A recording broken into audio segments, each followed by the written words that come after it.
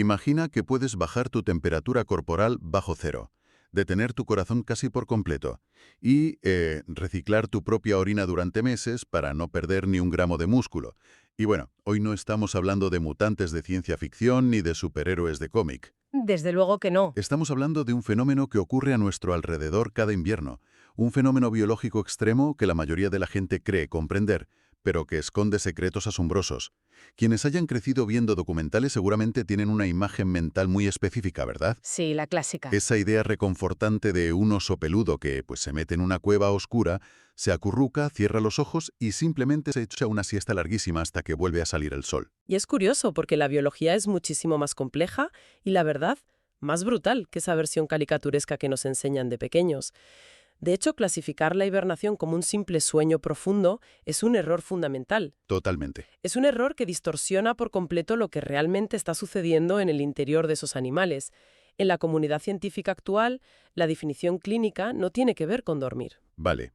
Vamos a desgranar esto, porque el objetivo de nuestro análisis a fondo de hoy es precisamente romper ese mito del animal durmiendo plácidamente. Tenemos sobre la mesa un conjunto de estudios fascinantes que abarcan, bueno, desde la biología evolutiva hasta documentos médicos sobre la preservación de órganos. Y resulta que este superpoder no es solo apagar la luz y echarse a dormir. Para nada, ¿qué va? Se define por la supresión metabólica activa.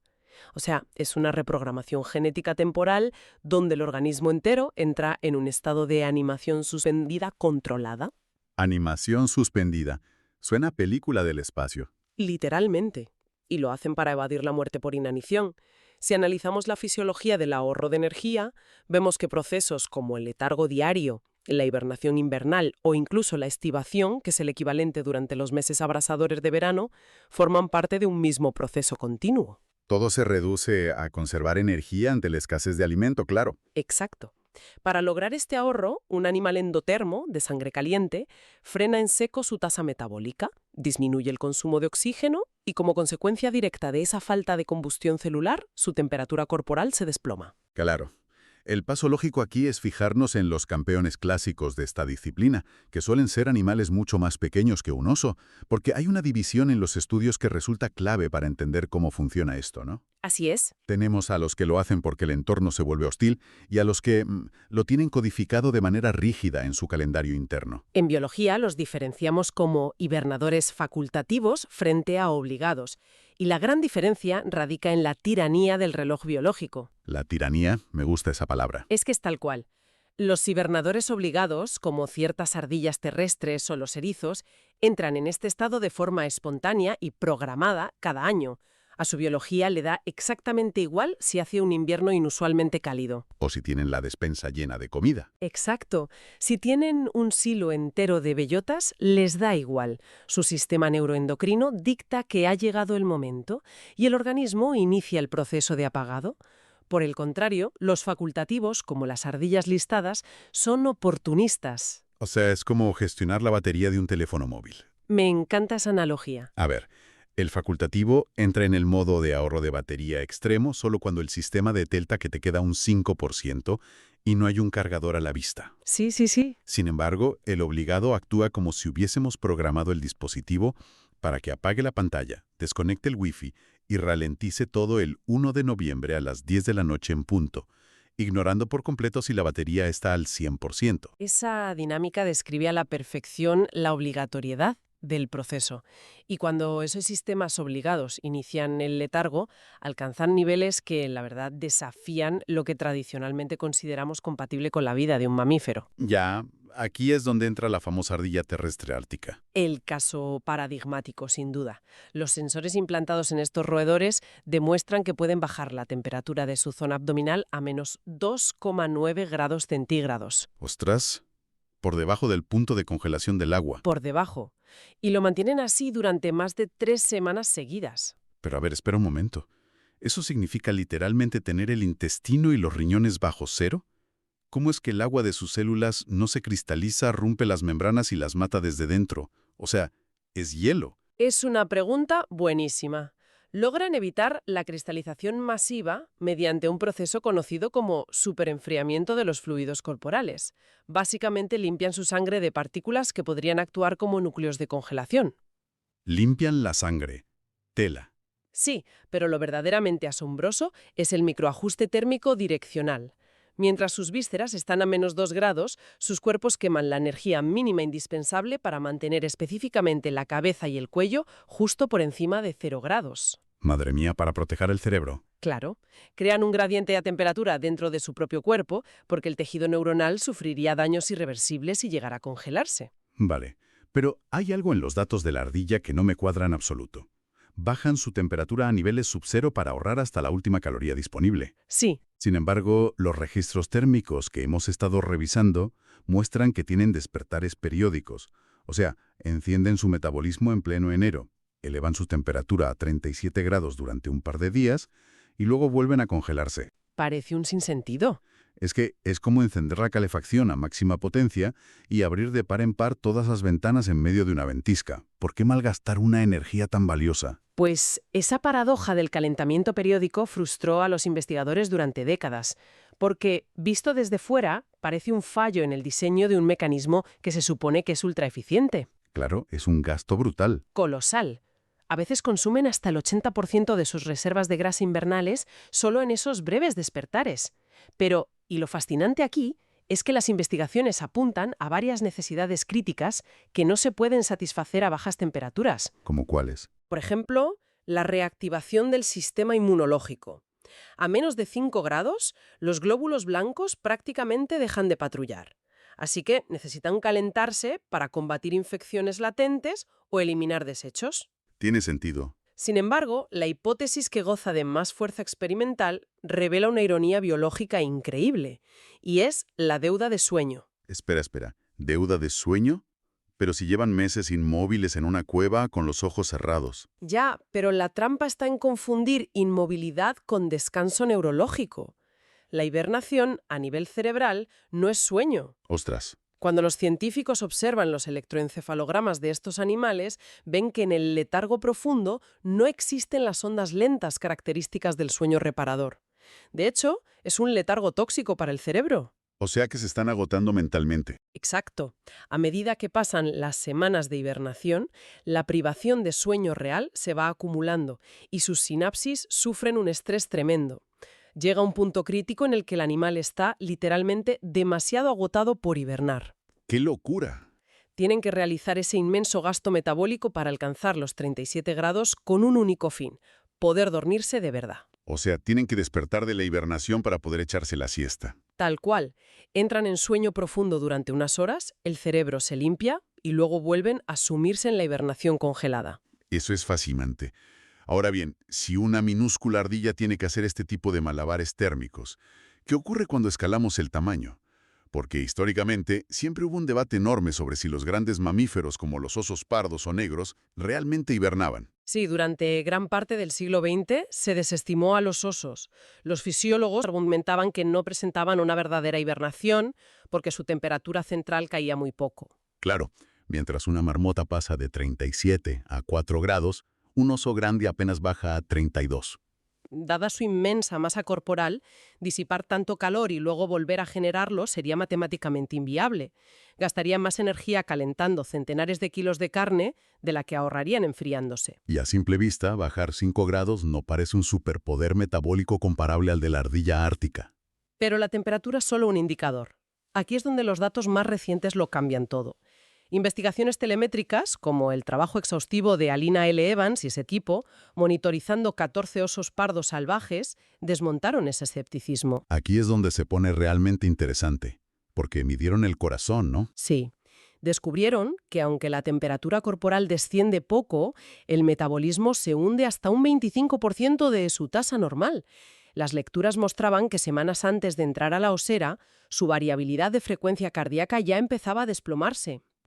¿Hasta qué punto? El corazón pasa de latir 50 veces por minuto a hacer pausas de hasta 14 segundos entre latidos. 14 segundos sin latir, madre mía.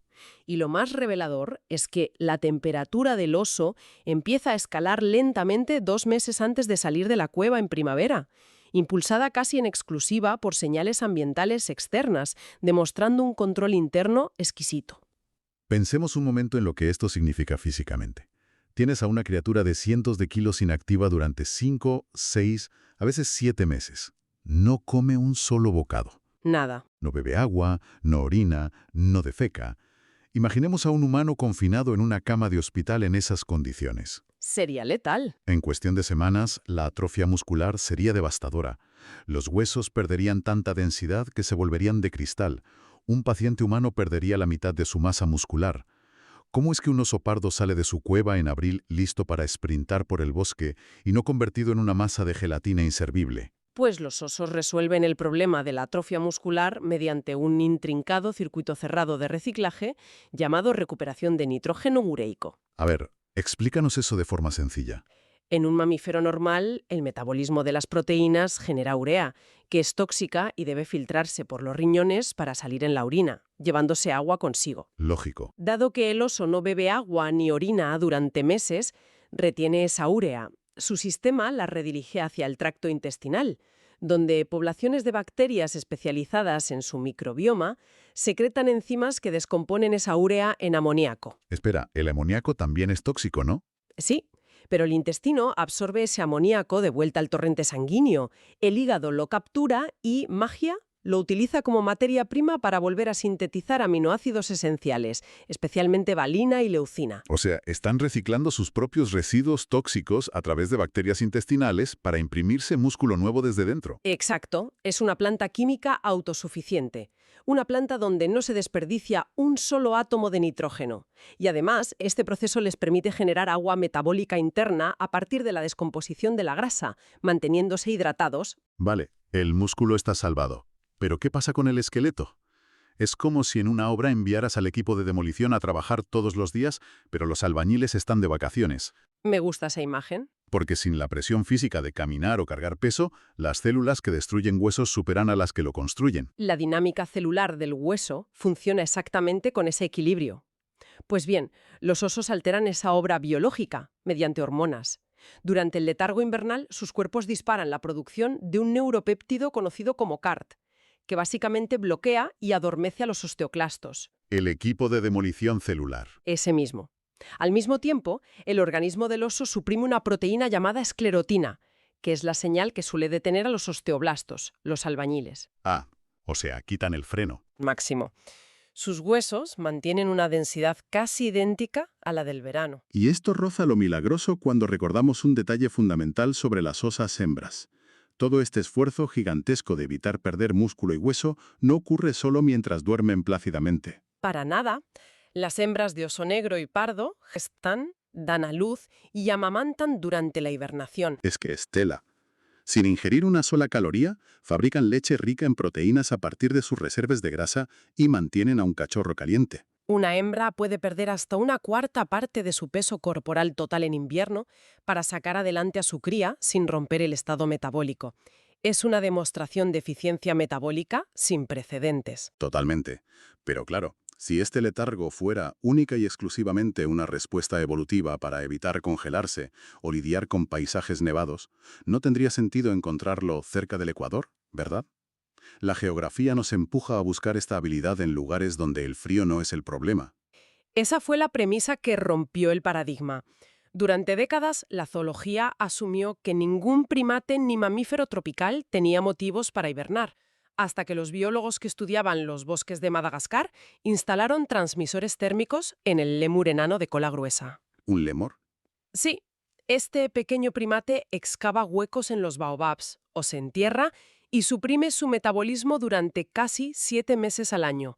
Lo fascinante es que durante el invierno malgache, las temperaturas en esos escondites pueden superar tranquilamente los 30 grados centígrados. 30 grados. O sea, podrías ir en manga corta mientras un mamífero a tu lado está en hibernación profunda. Esa es la prueba definitiva de que la temperatura externa es secundaria. La hibernación es un cortafuegos contra el colapso energético, una respuesta a la hambruna estacional. Claro, en Madagascar hay una temporada seca tremenda. Exacto, los frutos y los insectos desaparecen.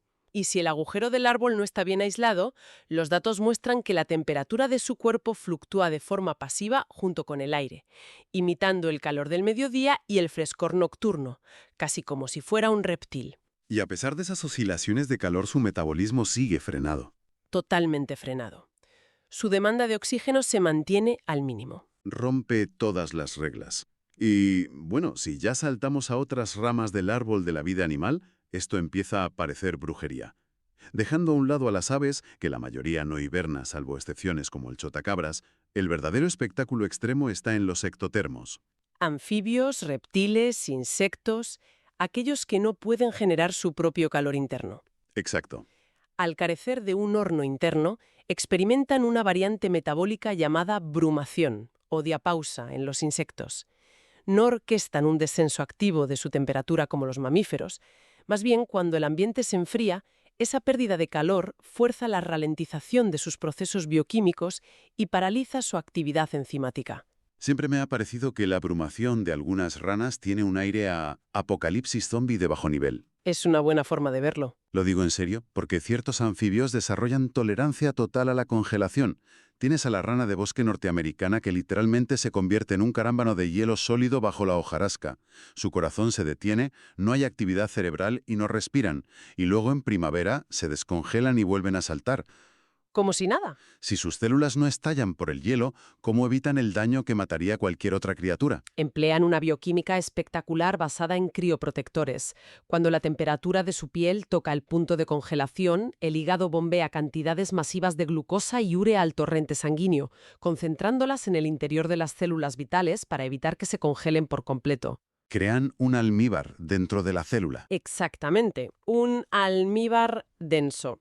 Y simultáneamente producen proteínas nucleadoras de hielo en la sangre que controlan dónde y cómo se forma el hielo en los espacios extracelulares. Además, generan proteínas anticongelantes que impiden que los cristales crezcan hasta formar agujas afiladas. Que perforarían las membranas. Exacto. Por tanto, el agua fuera de las células se congela de forma segura, mientras que los órganos vitales flotan protegidos. Es una maravilla de ingeniería anticongelante. Y ni siquiera se limitan a esquivar el hielo, sino están respirando mientras son un bloque de hielo, también están lidiando con la falta de oxígeno, ¿no? Sí, la resistencia a la anoxia, la falta de oxígeno, es otro pilar de esto. No solo en anfibios, también en entornos marinos. Piensa en el tiburón pintarroja colilarga. Se queda atrapado en pozas de marea someras en los arrecifes australianos. Con el sol pegando fuerte. A medida que el agua se calienta y pierde todo su oxígeno disuelto, el tiburón suprime drásticamente su metabolismo celular, protegiendo las neuronas de la asfixia. Soporta condiciones que causarían daño cerebral letal en otros vertebrados en cuestión de minutos. Pero espera, si estos animales reducen la respiración a niveles casi indetectables, el dióxido de carbono que normalmente exhalarían se va a quedar atrapado en su sangre. Así es. Una acumulación así debería acidificar su plasma y causar toxicidad severa. ¿Están utilizando su propia toxicidad química como un sedante natural? Esa es una deducción brillante. Si conectamos esto con el panorama general, vemos cómo la evolución aprovecha aparentes desventajas. Se denomina acidosis hipercápnica. Acidosis hipercápnica. Cuando la retención de dióxido de carbono acidifica la sangre, ese cambio de pH inhibe enzimas metabólicas clave. Tanto los mamíferos que hibernan como los reptiles que bruman toleran esta acidez y, de hecho, dependen de ella para ralentizar la producción de calor. O sea, utilizan el dióxido de carbono, un desecho tóxico como freno de mano bioquímico. Es un caso extraordinario de evolución convergente cruzando barreras filogenéticas.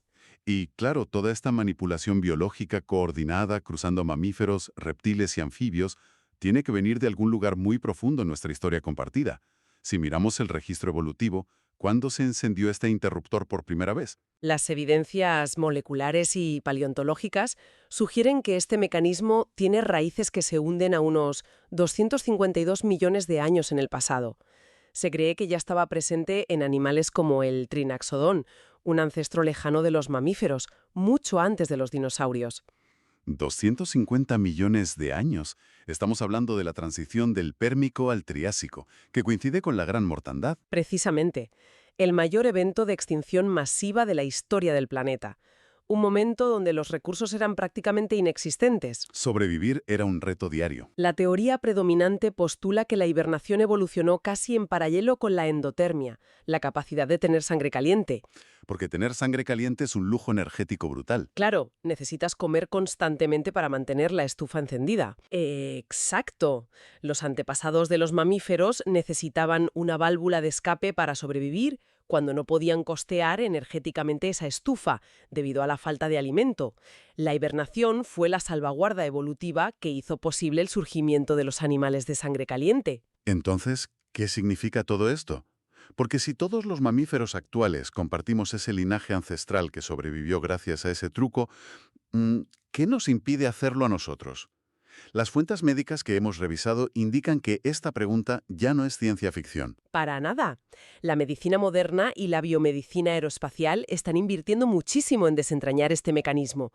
El interés gira en torno a unas moléculas conocidas como proteínas desencadenantes de la inducción de la hibernación, o proteínas KITE. ¿Y cómo se obtienen? Antiguamente, extrayendo plasma de osos o marmotas, lo cual era problemático.